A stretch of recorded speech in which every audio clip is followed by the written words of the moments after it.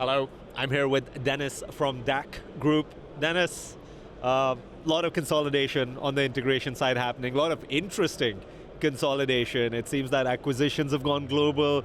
You don't necessarily need to be a Western business anymore to acquire. Anyone can acquire anyone. What are your thoughts?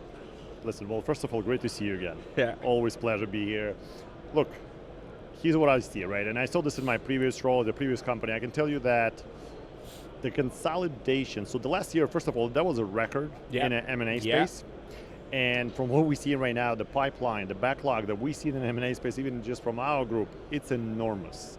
And what we also see in that, there are a lot of strategic buyers that come in from the non-traditional spaces that a lot of companies actually aren't aware. And I think that's what's unique about this. There's a lot of interest about this space. I would call it audio pro AV. There's a lot of interest for a lot of people in a different industries coming in here.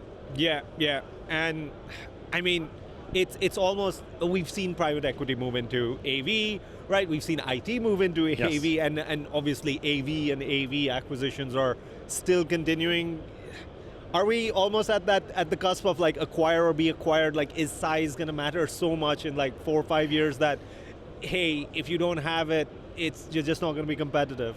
Listen, I had a lot of conversations, a lot of meetings this week, and I can tell you the smaller traditional audiovisual players, they understand the situation. Yeah. Right. There's a lot of consolidation going on, and what they really understand is that they're not competing within the other smaller system integrators. There's a big monstrous organization coming in with a different financial facilities. They can do things that they cannot do. So frankly, it sends the message to the market. And some of the companies in the United States who are being aggressive buyers, they're not slowing down. They're expanding globally. And what I'm also realizing, there are no places around the world where M&A activities does not exist today. There's an appetite for many regions. Yeah, 100% agree. And it's just having that size and scale just allows you to deal differently with the supply chain. That's exactly it. It's not just the supply chain, it's also what the clients are expecting. Yeah. The clients are becoming very sophisticated, and they don't want to play this game with 300 different integrators. Yeah. They want everything consolidated, streamlined, because what right now, I think in the era of AI, the time frame is now everything shorter. Everyone expecting things faster, more, in our industry, especially workplace technology, frankly, it gets simplified in many, many ways, right? It's get almost commoditized, I would say. So this is what attracting a lot of buyers who do not come from the traditional spaces. We, as an example, work with the companies right now in the United States and other parts of the world where the buyers are electrical contractors, furniture manufacturers, the non-traditional buyers who come into this space because they see the potential. The volume of this business is enormous. So they are building strength to strength, and it's an opportunity. Somewhere where I'm actually seeing more and more fragmentation is AV consultancy, right? Is there a play there to just start rolling them up into integrators and just get to that IT point of, deployment is the main thing, but design skills kind of get absorbed into the guys who are out there integrating and installing? You know what I would say? It's funny you asked that, because I had a very interesting conversation yesterday with one of the leading global consultants, and I think they're trying to find themselves as well a little bit in the space, because traditionally they spend a lot of time in the workplace technology spaces. That space becoming simplified to the point that you might not necessarily need a consultant services. So they're trying to redefine and find themselves as well. But interestingly enough, I see the consolidation happening in that space as well, where the larger consulting firms actually getting the other ones, complementary consultants who are adding to their strength. So consolidation across the board. There's no, and I can see this on the manufacturing side as well. This is not just an integration. This is not just, it's.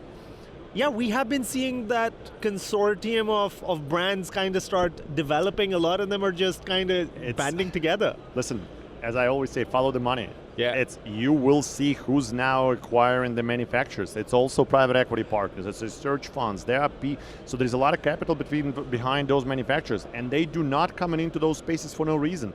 They coming in to expand, grow. So it's across the board.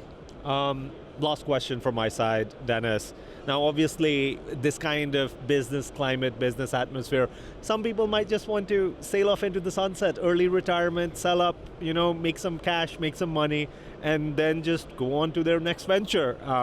What advice would you have, seeing that you have now moved No, towards absolutely. the DAK Group? And that's a phenomenal question, and I've been asked this a lot.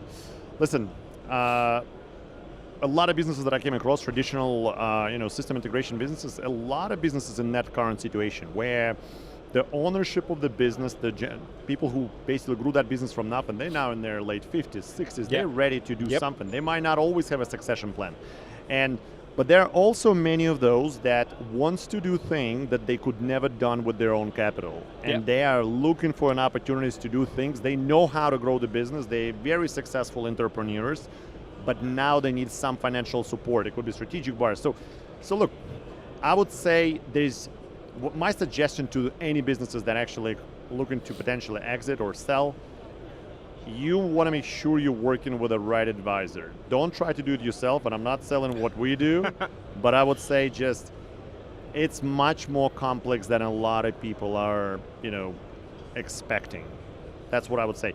And on top of that, I would say don't try to time the market. Oh, okay. Because the time could be today. Yeah. Denis, thank you so much. Always a pleasure. Thank you.